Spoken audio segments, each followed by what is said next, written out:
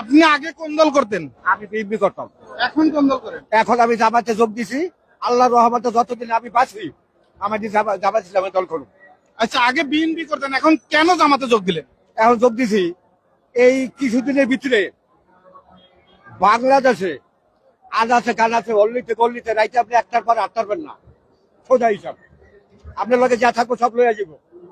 আচ্ছা, জামাতে কি কোনো চাঁদাবাজ মানুষ নাই? নাই নাই নাই নাই নাই নাই নাই নাই নাই নাই নাই নাই, কোনো চাঁদাবাজ নাই।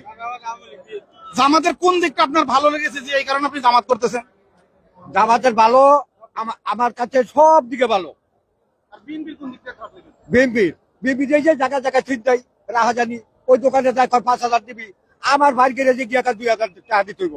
আমি করি বিএনপি, আমার ভাই বড় ভাই গ্যারেজে গিয়ে 2,000 দিতে হইব। এই কারণে জামাত করতেছেন। হ্যাঁ, এই কারণে আমি সরিয়ে আয়া বলছি।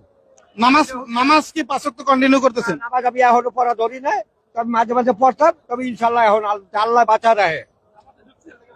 হ্যাঁ, পড়ুম জামাত, আল্লাহ আল্লাহ রাস্তায় থাকুক।